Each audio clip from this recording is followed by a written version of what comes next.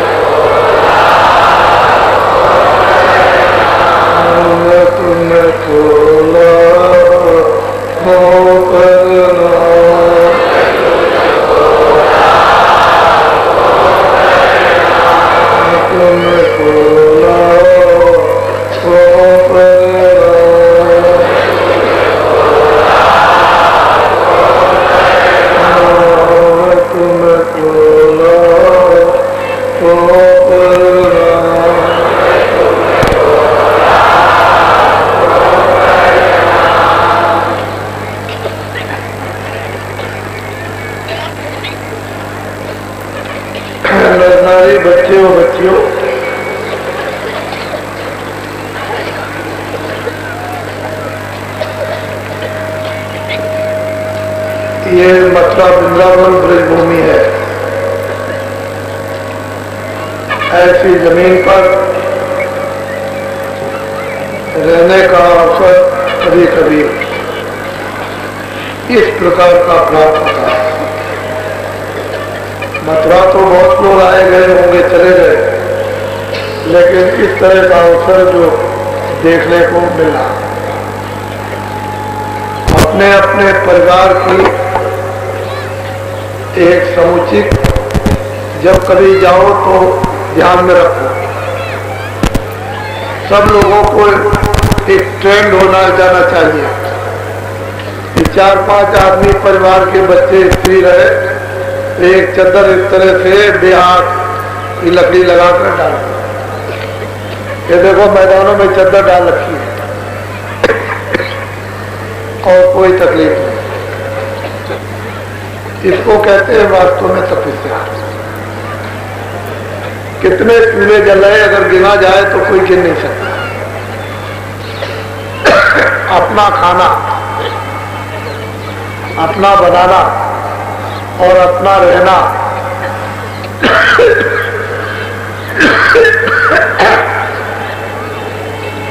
ये सब तपस्या है। और अपना भजन करना, जिसलिए आग तोड़ करके आए हो, अपना खाएंगे, अपना रहेंगे, ये सब कुछ करते हुए और अपना भजन करें। इससे भजन अच्छा होता है। अपनी कमाई का आंशिक जो भोजन होता है शुद्ध पवित्र, वो भजन में साधक सहायता करे। पराई कमाई हराम की वो साधन में विघ्न कारक होती है, तो साधन को खत्म कर देती है। इसलिए देश के जो किसान हैं वो मेहनत और परिश्रम करते हैं और इस समय पर शुद्ध पवित्र अगर वास्तव में कमाई तो किसानों की, क्योंकि मिट्टी में वो बराबर लगातार साल भर काम करते हैं, तब वो 2-3 फसलें ले पाते हैं। दिन और रात उसमें लगे रहते हैं। उनकी शुद्ध और कमाई ऐसे किसानों को, ऐसे मेहनती और परिश्रमियों को भगवान का जो रास्ता सुलभ मिल जाए तो उनके लिए ये सब चीजें सहयोगी हो जाती है। और मैंने देहाती लोगों से, नर नारियों से सुना भी है कि उनकी साधना भी अच्छी से अच्छी हो रही है। जो इस प्रकार का ध्यान नहीं रखते हैं तो उनकी साधना गड़बड़ा जाती है और उन पर आवरण आ जाएगा, मन मैला, बुद्धि, चित्त, अंतःकरण। तो ऐसे ऐसे दृश्यों को जाकर के हम लोगों को एक एक देखना चाहिए, क्योंकि कोई चीज सबसे जो छोटी देखी जाएगी, या ये नहीं है कोई भेदभाव किसी के साथ किया कि भाई तुमको यहाँ रहना और तुमको यहाँ नहीं रहना। जो घुस गया तो घुस गया, जो बैठ गया तो बैठ गया, जो लेट गया तो लेट गया। उसमें अमीर हो या गरीब हो, तुम बाहर जो लोग चद्दर लगा करके पड़े हुए हैं उनसे पूछो तो आपको उन्हीं से पूछ करके और देख के पता चल जाएगा कि ये लोग कैसे कैसे हैं। ये छोटी छोटी चीजें, रहने की, उठने की, बैठने की, आव की, भाव की, ये श्रद्धा की, प्रेम की, ये एकता की, ये छोटी छोटी चीजें जो देखते हैं वो अपने लिए शारीरिक एक रतन है। ये जमा होना ही चाहिए। अगर ये सब चीजें अपने अंदर जमा हो जाए तो फिर तकलीफ किस बात की, किसी बात की। हम लोग चलेंगे, इस तरह रहेंगे, ऐसे बैठेंगे, ऐसे सत्संग सुनेंगे, ऐसे स्मरण करेंगे, ऐसे ध्यान करेंगे, ऐसे भजन करेंगे। फिर मिट्टी को ऐसे लेकर के क्यों, या आपने न मालूम कहाँ कहाँ की मिट्टी अपने ऊपर डाली, झूठी मूठी और गंदी, उसको लेकर के सिर पर बोझा लाद लिया। तो मिट्टी को डाल के कैसे उसको उतारेंगे। एक चिड़ी मार छोटी छोटी चिड़ियों को पकड़ता और बाजार में ले जाता था, तो एक आदमी खड़े होकर देख रहा, 8 आने 8 आने 8 आने 8 आने। तो लोग उसकी चिड़िया खरीद रहे। तो उसने देखा कि 1 घंटे के अंदर 50 चिड़िया खरीद गई। सस्ती के जमाने में 25 रुपए हो गए। कहने लगे ये तो धंधा बहुत अच्छा है, चलो अगर मैं भी ऐसा धंधा करूं तो मुझे भी आमदनी हो जाए। तो तालाब के किनारे गया, वहां चुपचाप देखता रहा। एक बड़ा सा केकड़ा, बड़ा वाला, किसी तरह से उसने जाला डाल करके उसको पकड़ लिया और पकड़ करके बाजार में ले आया। तो सुबह से और शाम तक बैठाएगा, उसकी तरफ किसी ने देखा भी नहीं। जब शाम हो गई, बाजार उठ के चलने लगा, मट्टी उठा के उसके ऊपर डालता है। तो लोगों ने पूछा भाई तुम ये क्या कर रहे हो? कह रहे मैं इसके बड़प्पन पर मिट्टी डालना कि ये इतना बड़ा होकर के इसकी कोई कीमत नहीं लगी। और छोटी छोटी चिड़िया मेरे सामने भी गई, 8 आने 4 आने की सब चली गई, खाली होकर के चला गया और इसका 1 पैसा भी दाम नहीं लगा। तो मैं इसके बड़प्पन पर धूल डालता हूं। तो ऐसे बड़े मत बन जाओ जो आप पर धूल डाली जाए। छोटे बनने में बड़ा सुख है, बहुत आनंद है। छोटे बनने में बड़े गुण है, छोटे बनने में बड़े राज है। छोटा बनना चाहिए, बड़ा नहीं बनना चाहिए। तो ये छोटी छोटी चीजें जो आपके सामने देखने को आ रही हैं, इनको देखिए, इनका अनुभव कीजिए। अभी हमारा 8:30 का टाइम हुआ नहीं, मैं बीच में ये बातें आपको सुनाई देता हूँ। तो ये इनको याद कीजिए और आप अस्तंभ रह गए, ये कोई बड़ी बात हमारे लिए नहीं है, क्योंकि हमको जो आगे का दिखाई दे रहा, जो हमको आगे का समझाया गया है, उससे ये हम कुछ इसको बड़ा नहीं समझते। ये कुछ भी बड़ा नहीं है, लेकिन आपके लिए एक बहुत बड़ी चीज है। और कोई गिर जाता है, कोई उठ जाता है, कोई हो जाता है, कोई हो जाता है। ये तो इतने बड़े जन समुदाय में ये तो मामूली एक रेसे भर की बात होती रहती है। बच्चा गिर गया, स्त्री गिर गई, पुरुष गिर गया, तो ये तो चलता ही रहता है। इतना बड़ा लेकिन कुछ नहीं। इतने बड़े जन समुदाय में कोई किसी प्रकार की घटना नहीं। वैसे मैं ये देखता हूं कि हमारे अधिकारी और कर्मचारी गण हैं, उनका आप लोग बड़ा तिरस्कार करते हैं और उनको वास्तव में काम नहीं करने देते। ऐसा नहीं करना चाहिए। जिसका सबसे बड़ा जिम्मेदार अगर वास्तव में सही माने में समझा दिया जाए और समझ में आ जाए तो अधिकारी और कर्मचारी बड़ा जिम्मेदार है। लेकिन जब आपको प्रारंभ से ही इसको उस जिम्मेदारी की फूंक भरेंगे, जिम्मेदारी के पूरे पूरे दायित्व उसको दे देंगे, तब तो वो काम जिम्मेदारी का कर सकेगा। लेकिन जब आपने कह दिया कि ये काम करो, ये मत करो, फिर आप उनको डरवाते धमकाते हो, ऐसा कर देंगे वैसा कर देंगे, तुमको निकाल देंगे, तुमको ये करेंगे, नौकरी से हटा देंगे, तुम्हारी तनख्वाह बंद कर देंगे और मतलब ये तुमको नीचे तनुजली कर देंगे। तो अब ये रोजी रोटी है, कोई जिम्मेदारी तो रही नहीं। घर गृहस्थी में इतनी ज्यादा जमीन नहीं है, फिर कोई इतना रुपया पैसा भी, रोज का खाना, रोज खर्चा 2-4-5 हजार रुपए तो गृहस्थी में आराम से यानी खींच खांच करके महीने में खर्चा हो ही जाता है।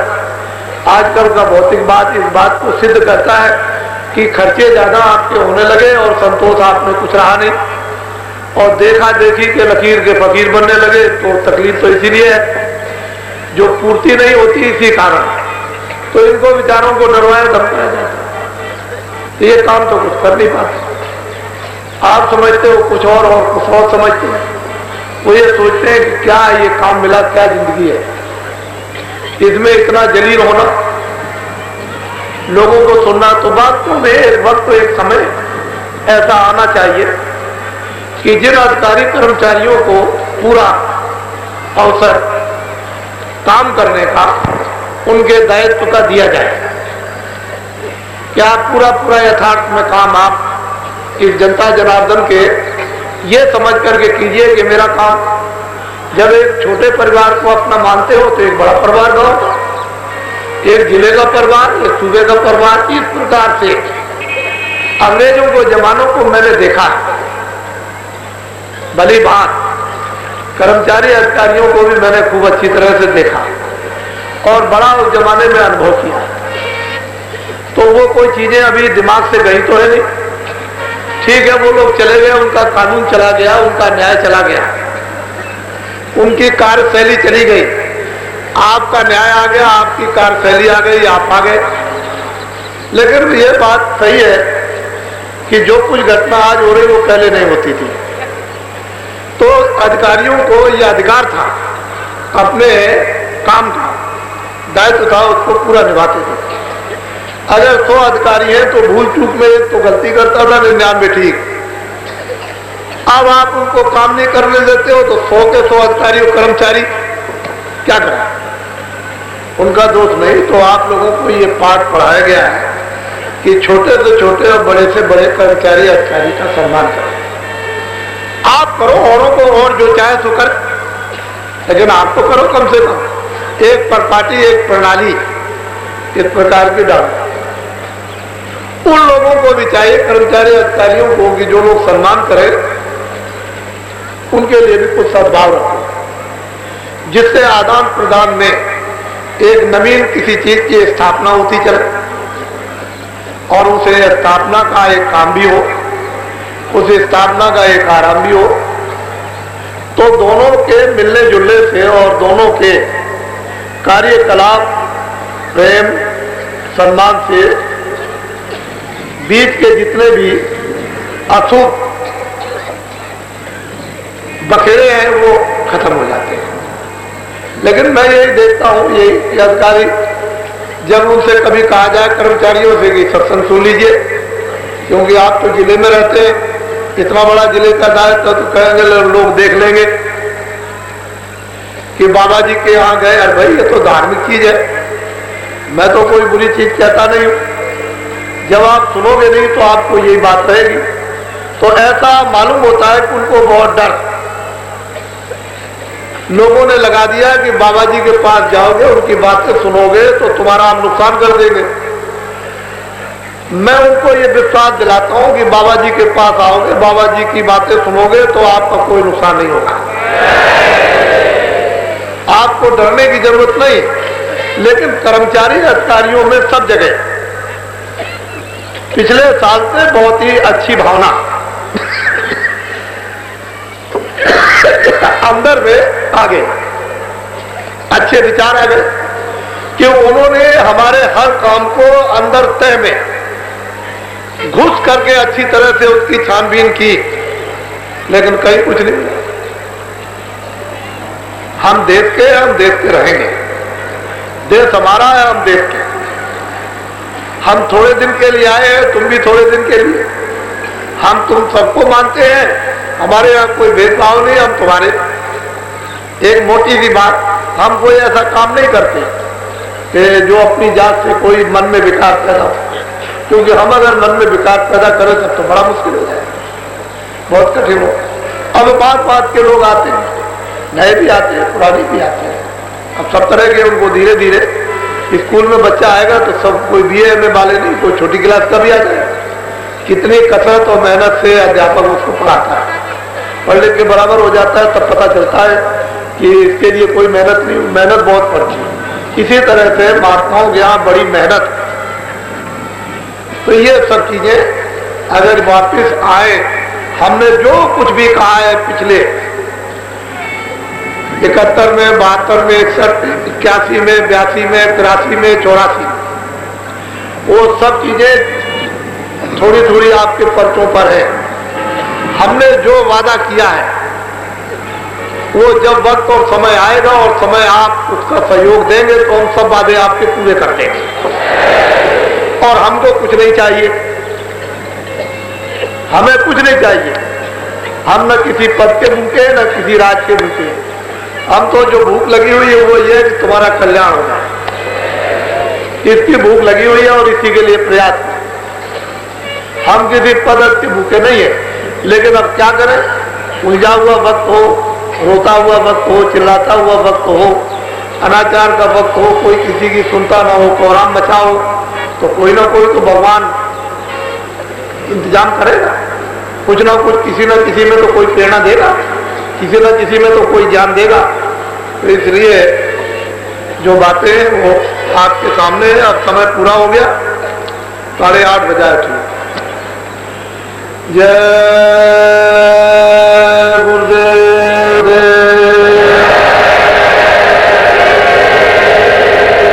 जय गुरुदेव।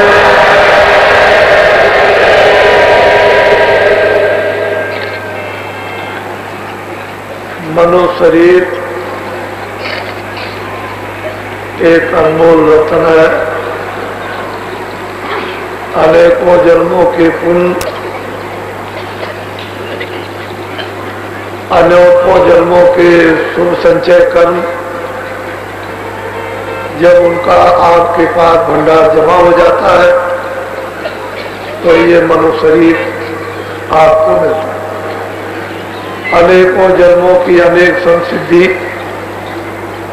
उसका जब कभी भंडार हो जाता है तो संत मिलते हैं और संतों के द्वारा तब ये मार्ग, रास्ता मिलता है।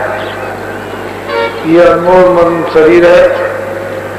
बहुत समय आपका निकल गया, थोड़ा सा समय और आपका रह गया।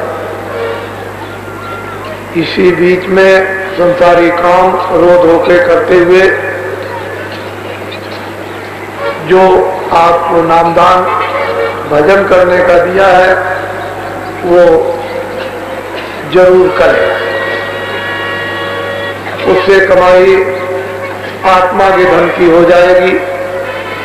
चलते चलाते चाहे किसी के पास कुछ हो या कुछ ना हो, समय पूरा होते ही मकान मालिक निकाल बाहर करेगा, फिर जो कुछ भी तुम्हारे पास था वो सब यहाँ पड़ा रहेगा। अगर तुमने होशियारी की होती, मनुष्य शरीर को काम में लिया होता तो कुछ ना कुछ वजन से कमाई करके रख लेते और आज जाते वक्त में वही धन आत्माओं की रक्षा करता। तो जो लोग इस तरह से इस जगत में मोह ममता में फंसे हुए हैं, उसी को सब कुछ मान रहे, अचानक में वक्त आ जाता है छोड़ देते। हमने अचानक में बहुत लोगों को छोड़ते देखा, सब छोड़ के चले गए, इधर तो कुछ रहा नहीं, उधर कुछ जमा नहीं किया।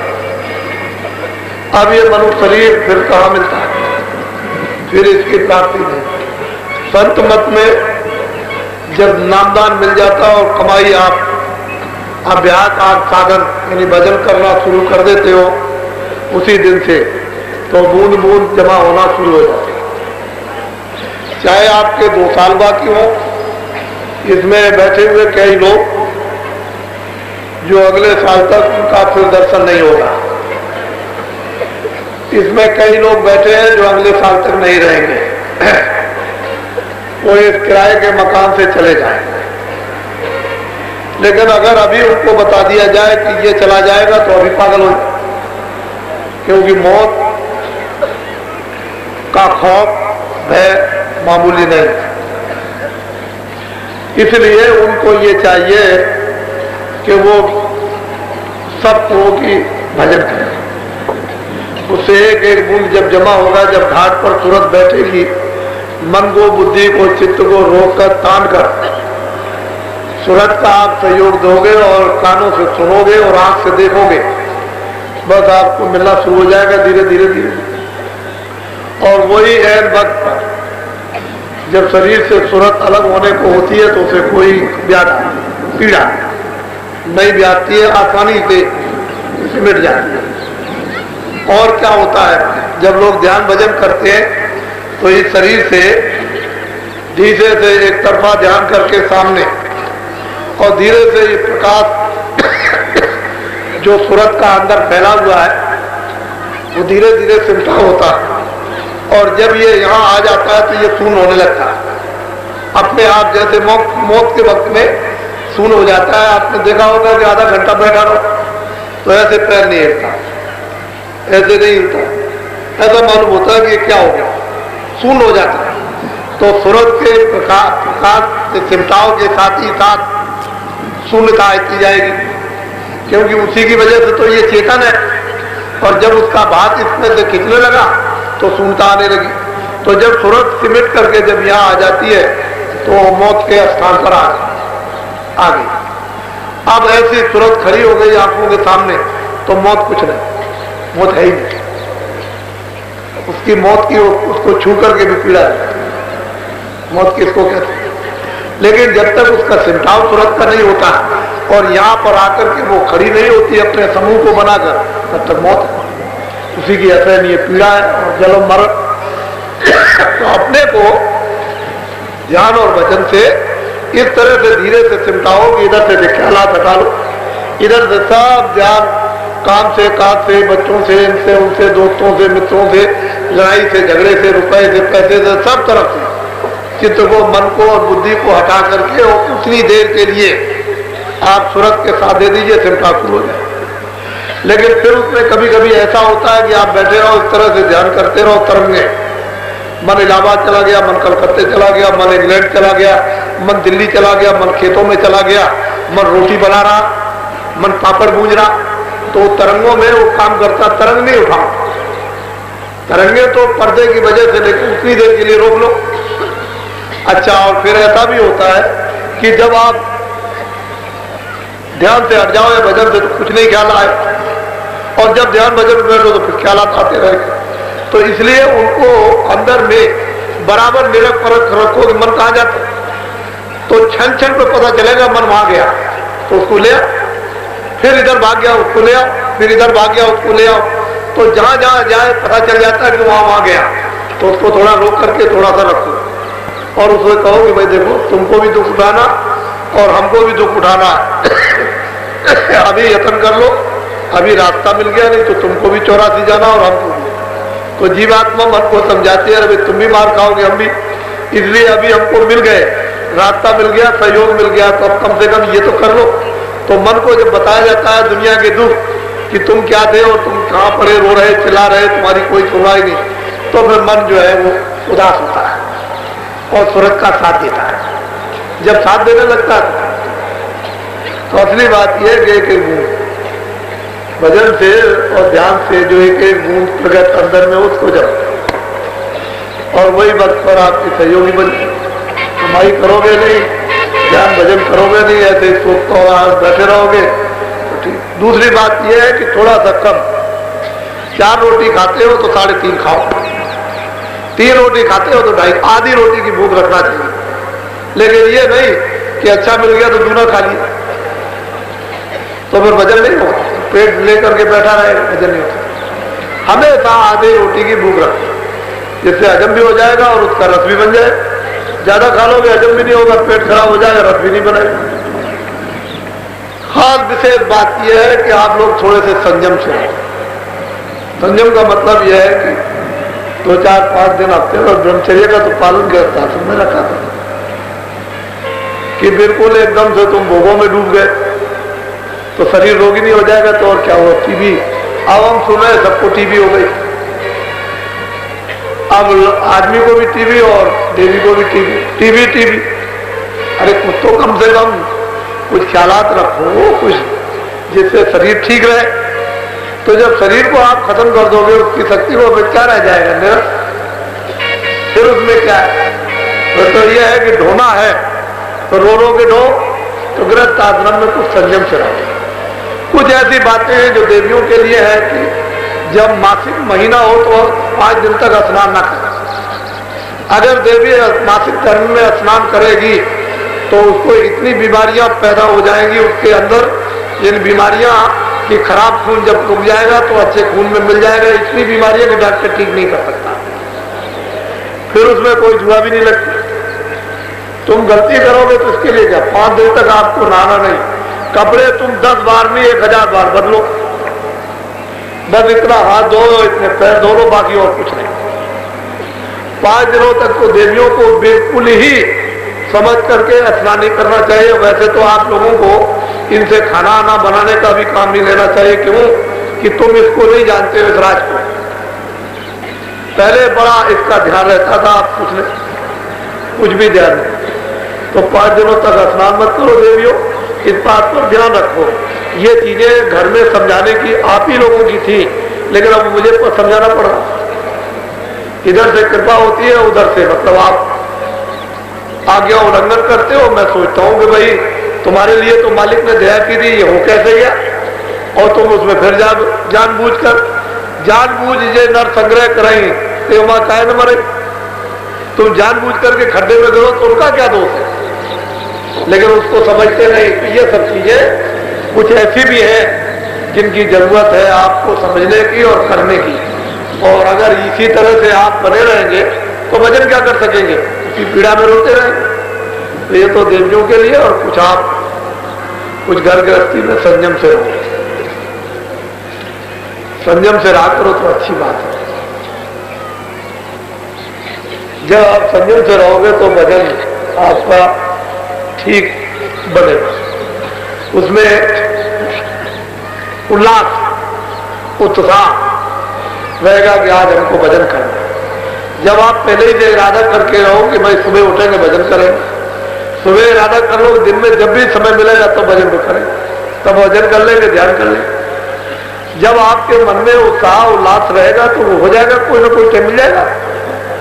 लेकिन जब कहोगे कि नहीं आज नहीं कल कर लेंगे, कल नहीं परसों कर लेंगे, परसों हो जाएगा कल कर लेंगे, तो आज कल के बीते और सर जाते चाल। आज वो कल का समय बीत गया और चला गया, तो कल की खबर कौन। इसलिए ये बात छोड़ दो कि आज नहीं तो कल करेंगे, कल नहीं तो परसों करेंगे, ये नहीं। ये कि नहीं मुझे तो करना है आज 24 घंटे में।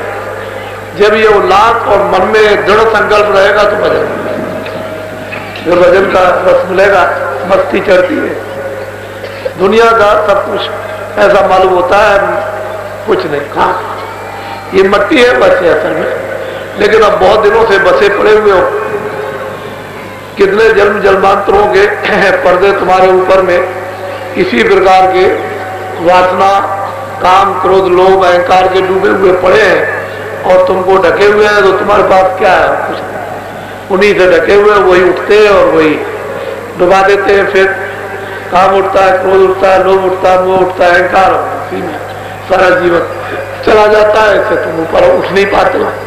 महात्माओं का ये है कि इससे ऊपर उठ जाओ। तो ये सब चीजें हैं। अब मैं ज्यादा आज नहीं बोलूंगा, शाम को कुछ कहूंगा। आप लोग जो काफिला निकलेगा उसकी आप लोग पूरी तैयारी करें।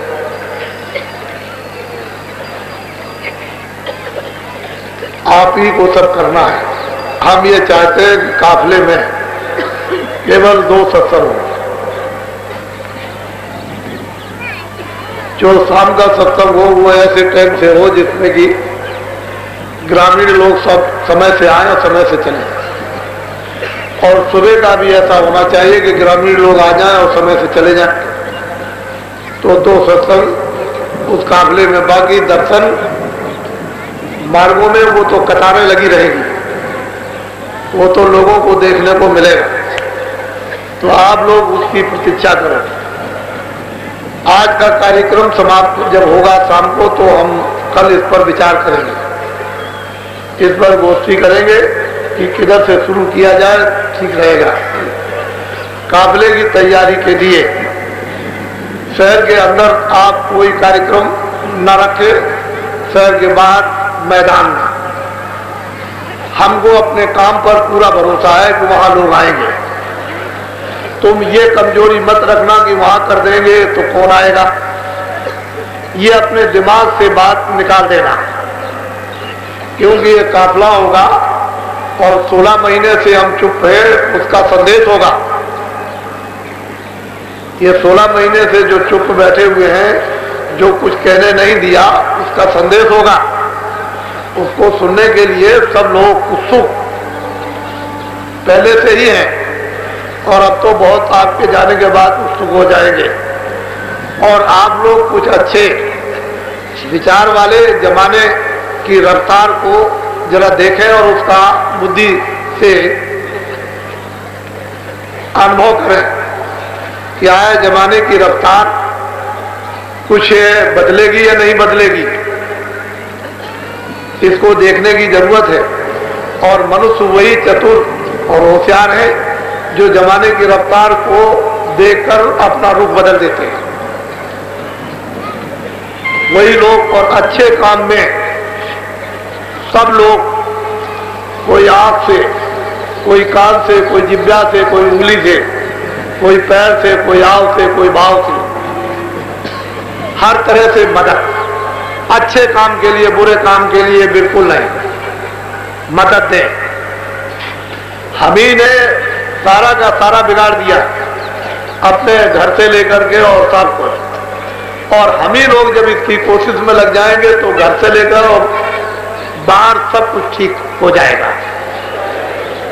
ऐसा मत समझो कि कुछ ठीक नहीं हो सकता। अभी तुमको काशी की बातें याद नहीं है।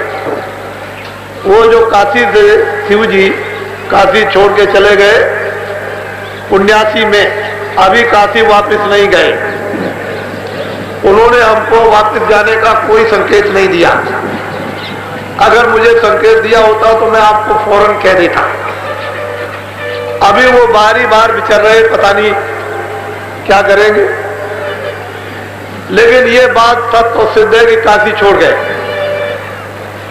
आपको ये काशी के उस यज्ञशाला में ये बताया था कि जब आखिरी यज्ञ होगा तो उसमें 10 करोड़ आदमियों की उपस्थिति होगी, उससे कम नहीं होंगे। चाहे जहां से, चाहे आसमान से 10 करोड़ आए, चाहे जमीन से निकल जाए, हमको इससे कोई मतलब नहीं। हमको तो 10 करोड़ से मतलब है। जब वो यज्ञ होगा जिस मैदान में, अभी तो मुझे कोई संकेत नहीं मिला, लेकिन जब होगा तो 10 करोड़ आदमी उस यज्ञ में होंगे। और उस यज्ञ के बाद फिर कोई यज्ञ नहीं होगा। यानी वैसे यज्ञ होंगे, हमारी तरफ से नहीं होगा। वैसे तो यज्ञ होते रहेंगे, ऐसा मत सोचना कि और यज्ञ नहीं होंगे, और होते रहेंगे, लेकिन हमारी तरफ से। पर जब मुझको वो संकेत मिलेगा तो फौरन आपको ढंढोरा पीट दिया जाए कि वो बातें आप मद्देनजर रखो कि जो जग में कही वो ध्यान में रखिए आप। और उस समय और इस समय को आप देख लीजिए, जो बातें कही उनको देख लिया। तो असल में किसी को सीधा कहते कि भाई तुम 6 महीने में चले जाओगे, कितनी बुरी बात है।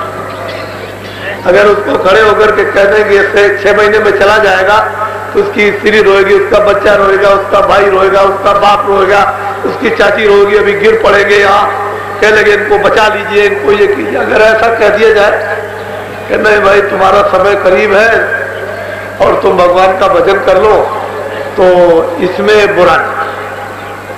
कोई कुछ शब्द ऐसे होते हैं जो अशुभनीय होते हैं, उनका उच्चारण नहीं करना चाहिए। कुछ शब्द ऐसे होते हैं जो सरस होते हैं और वो मतलब शिक्षा भी उसके लिए होती है और काम भी उससे हो जाता है और लोगों की समझ में भी आ जाता है।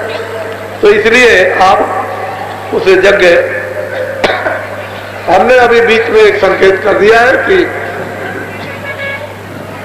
जो राजकाज का काम करते हैं, प्रबंध करते हैं, अगर उनकी कोई बात समझ में नहीं आती है, जो आने वाला समय उसके लिए वो लोग अगर सलाह लें तो उनको एक बार की तो त्यागी बनना ही पड़ेगा। बिना त्यागी बने हुए काम होने वाला नहीं और बिना सलाह लिए हुए काम होगा भी नहीं। अगर कोई आदमी करना चाहे, क्यों, आबादी बहुत हो गई, ऐसा मत समझो कि मेरे पास कोई सूचना नहीं आती, ऐसी बात नहीं। आबादी बहुत हो गई, आबादी बहुत हो गई, आपने बहुत प्रबंध किया, कुदरत को मंजूर नहीं। जब आपने कहा था 50 करोड़ 50 करोड़ 50 करोड़, हम भी सुनते आए। कुछ लोगों ने कहा 40 करोड़ 40 करोड़, वो भी हमने सुने। कुछ लोगों ने कहा 55 करोड़ 55 करोड़, वो भी हमने सुना। कुछ लोगों ने कहा 60 करोड़ 60 करोड़, हम तो बराबर सुनते आए। हम तो उस समय जब सत्याग्रह नहीं चला था तब के 30 साल सत्याग्रह को देखते रहे। देश आजाद हो गया, इतना दिन हो गया आजादी, इसको भी देख रहे, तो सुनते चले आए। और आपने बहुत प्रकार के यत्न किए, लेकिन प्रकृति से आप टिक नहीं सके। कुदरत ने आपको उखाड़ फेंक दिया। उस आपने पाप भी कराया, गुनाह भी कराए, इनके ऊपर लदे भी, ये बीमार भी बने, रोगी भी बने, ये रो भी रहे और चिल्ला भी रहे, और कुदरत से आप टिक भी नहीं सके। नेचर आप उसके अनुकूल नहीं चलेंगे, टिकने नहीं देगी, ये सोच लीजिए आप अच्छी तरह से। तो मैंने ये कहा था कि 42.5 करोड़ की वोटर लिस्ट का मताधिकार लोगों ने अभी पिछले दिनों में प्रयोग किया था। तो क्यों भाई, जरूरत तो पड़ता है कि 70 है, चलो 80 सही, लेकिन एक घर में एक ही बच्चा है, एक है, तो मेरे देखिए, तो मतलब यह है कि अगर एक ही बच्चा घर में है तो मतलब ये है कि फिर ये कैसा इतना बड़ा बच्चों का समूह। लेकिन कुछ नहीं, आप फिर इस पर विचार करो। आप लोग जो राजकार्य कार्य करते हैं वो फिर विचार करें। इसमें कर्मचारी जलील होंगे, इसमें अधिकारी जलील होंगे, इसमें जनता जलील होगी, इसमें ये होगा, कोई और रास्ता निकालो। अगर आपकी समझ में नहीं आता कोई रास्ता, तो फिर महात्माओं से पूछो कि इसके बारे में कोई रास्ता बताइए कि समस्या का कुछ समाधान हो जाए और इस जलीलता से, निकृष्ट काम से फुर्सत पा जाए। अरे भाई, कोई ऐसा भी काम करो जिससे जय जयकार हो। ऐसे काम करने से क्या होता है?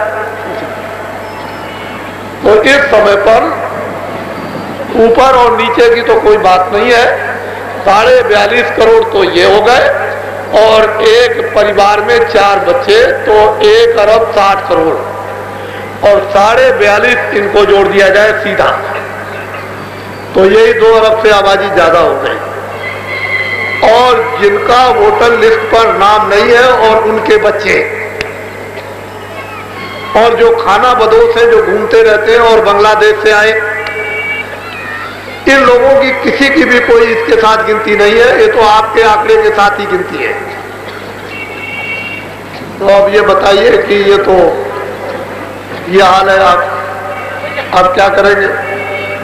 जब आप किसी घेरे में रहेंगे तो कोई बात आप समझ नहीं पाएंगे। अरे क्या है, देश का काम करते हो, देश में रहते हो, देश की सेवा करते हो, मानव की सेवा करते हो, मानव का इंतजाम करते हो, मानव को प्यार दो, मानव को अच्छी चीजें दो, मानव को अच्छा रास्ता दो, मानव को चरित्र दो, डरने की क्या बात है? महात्माओं के आकर के सबको लोग निर्भय बना देते हैं। अशोक को देखिए क्या कर दिया। क्या कोई मोदी जी ने कोई राज किया? महावीर जी ने कितनों को बदल दिया? कोई राज?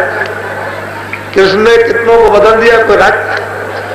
ये तो सोचने की चीज है। बड़े बड़े ऋषि मुनि सिद्ध आए, उन्होंने बदल दिया लोगों को, तो उन्होंने तो कोई राज नहीं किया। वो तो ये देखते हैं कि इनसे काम लिया, तमाम राजकाज का काम ले लिया, उनको एक दिशा दे दी, एक रास्ता दे दिया, एक सूझबूझ से काम होता है, सूझबूझ नहीं तो कोई काम।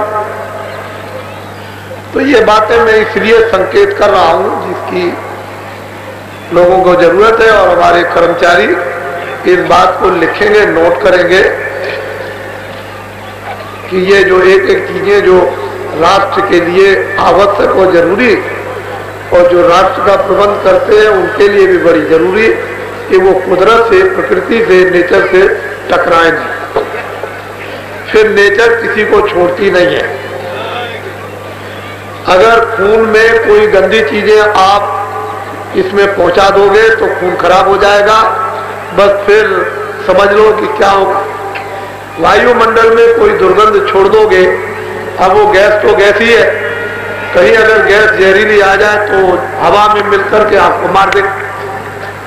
इसी तरह से नेचर, जब आप उसको गंदा कर दोगे, उसके अनुकूल काम नहीं करोगे, जो उसने नियम बनाए सब काम उसके विपरीत होते जाएंगे, तो वो तत्व टूटता हुआ चलेगा, टूटता जाएगा, टूटता जाएगा, टूटता जाएगा, टूट करके आगे जर्जर हो जाएगा और झड़ने लगेगा, तो नेचर खत्म कर देगा। कुदरत और प्रकृति, उसके अनुकूल हम लोगों को सबको चलना चाहिए। जो उसकी अनुकूलता, उसका ज्ञान हमको नहीं है, उसके लिए ऋषि मुनि महात्मा हमेशा इस देश में रहते हैं और वो बराबर जागरण करते हैं।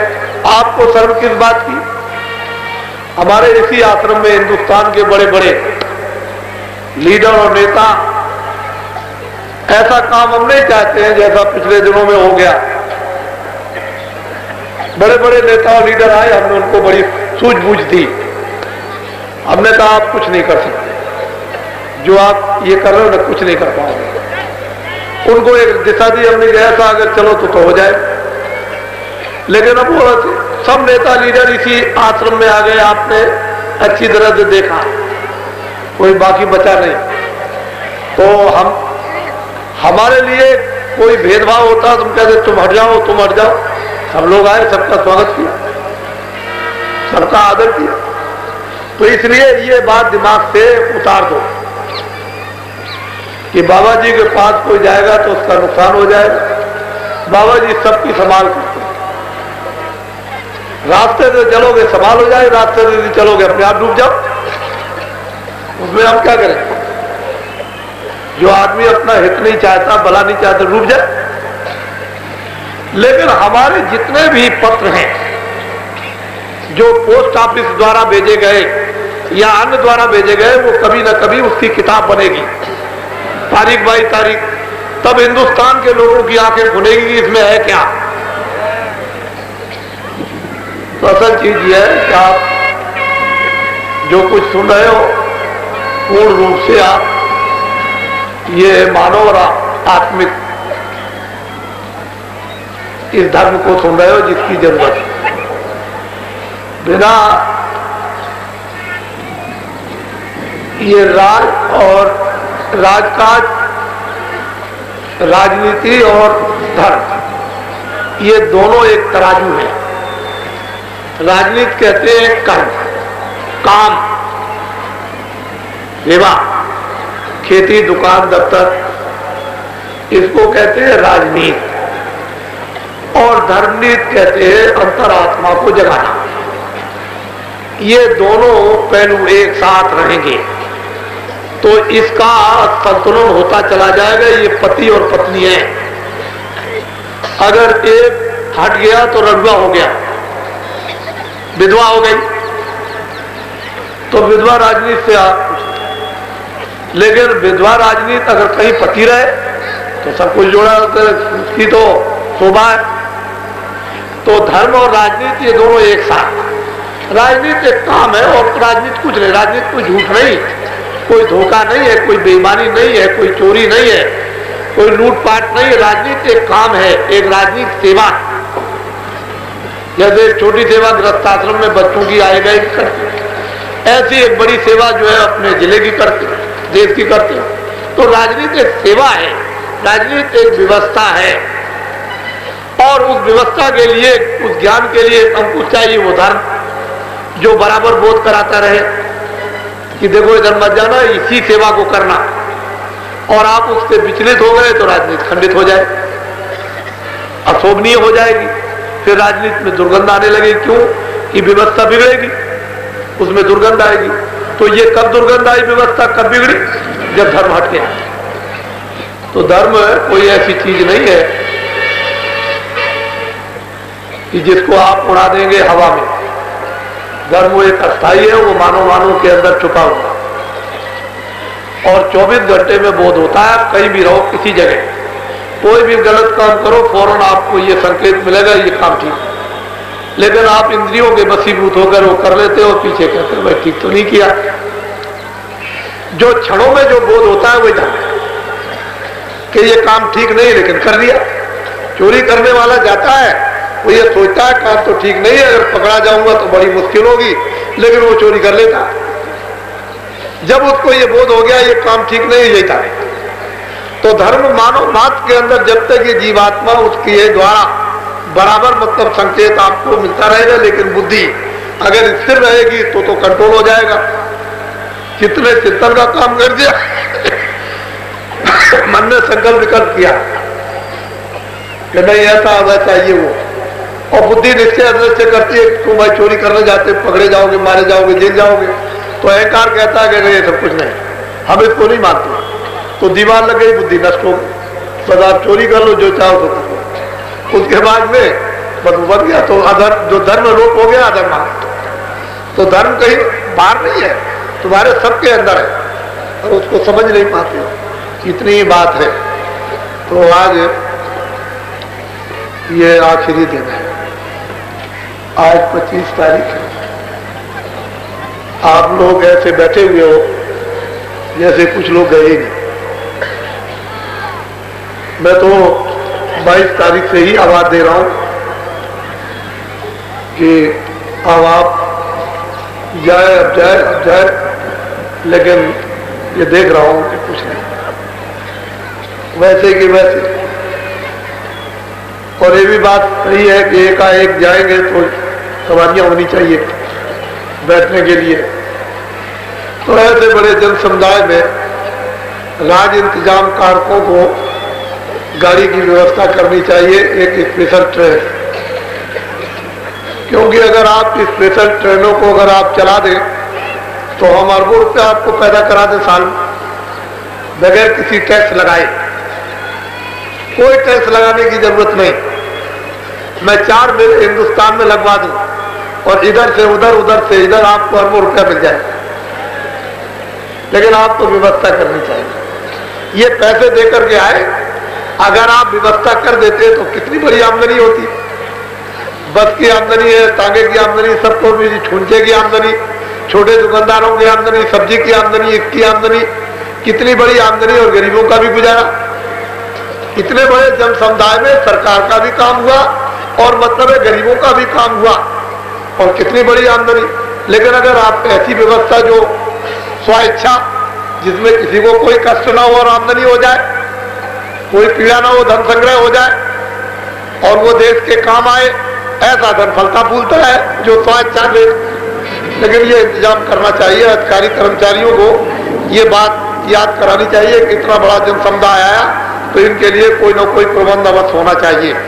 जब गुजरात में जब जंग हुआ था तो गुजरात के वहाँ के लोगों ने बसों से, कि वहाँ से बसें पंजाब की तरफ जा रही हैं तो कर दिया, इंतजाम कर दिया उन्होंने। यूपी में आ रही तो बसों का इंतजाम कर दिया, उधर मध्य प्रदेश में जा रही। ऐसा आपको भी इंतजाम करना चाहिए। ताकि लोग जो है सुगमता से आए, सुगमता से चले, क्योंकि इनमें सब किराया देकर के आते हैं, ये बेकिराया नहीं आते।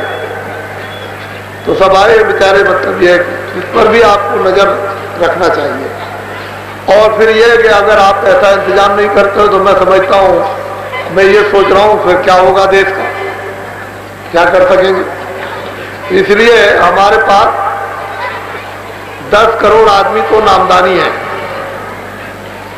और मैंने उन आदमियों से कोई काम अभी नहीं लिया, ना तो उन आदमियों से कोई काम लिया और ना उन भूतों से कोई काम लिया। और 10 करोड़ है, 10 करोड़ यहां नहीं आते। ये तो एक घर से एक आदमी मिल जाएगा, एक गांव से एक आदमी, 2 आदमी। अरे किसी गांव से 10 या किसी गांव से 25 आ गए तो 100 गांव में से मतलब ये है कि नहीं आए, तो वो तो अपनी अपनी व्यवस्था आने जाने की, और मतलब ये है कि, लेकिन ये है कि इतने आदमी नामदानी जो भजन कर रहे हैं, बड़ा भारी लोगों के मस्तकों पर इसका असर है। और अब की बार आपको देखने को उस काफिले में मिलेगा। आप लोग सब उसका सहयोग दें, और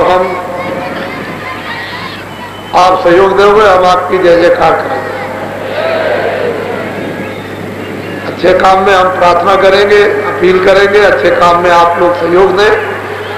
हम किसी के भी विरोधी नहीं, ना मुसलमान, ना हिंदू, ना सिख, ना ईसाई, ना हम राज के विरोधी हैं, हम तो राष्ट्रभक्त हैं। हम कोई बात ऐसी भी नहीं कहते हैं जो आपस में कोई विक्रांति या कोई कुभावना पैदा हो। हम तो हमेशा एक शिक्षाप्रद समता की बात, विषमता की नहीं, समता की बात करते हैं, विष बोने की नहीं करते हैं, जहर उतर जाए उसकी बात करते हैं। तो वो तो आपका निराकरण आपको करना पड़ेगा। फिर जो भी बातें नोट करें उसको खूब अच्छी तरह से अध्ययन करें। जो बाबा जी ने कहा है उसको जब बैठ के एकांत में जब लिख करके अध्ययन करेंगे तो ये दिमाग के पन्ने उलट के चले जाएंगे, वो समझ में आता है। जय गुरुदेव,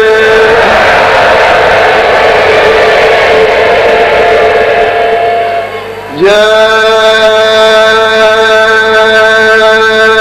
गुरुदेव।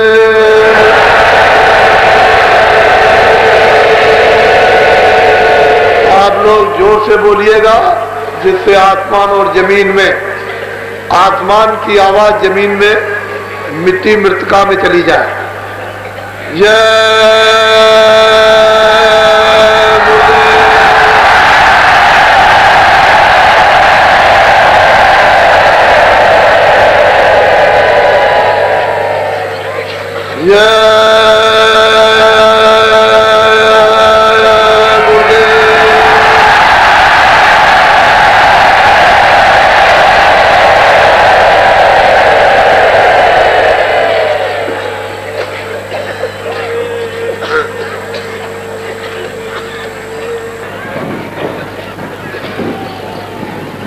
जो जाने वाले होंगे,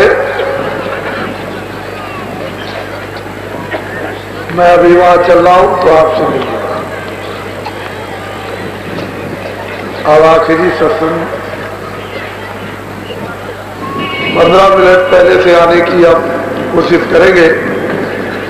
4 बजे 3:45 पर यहाँ पहुंचे, और ये आखिरी जो सत्संग है 25 तारीख तक का, उसको भी आप सुनें।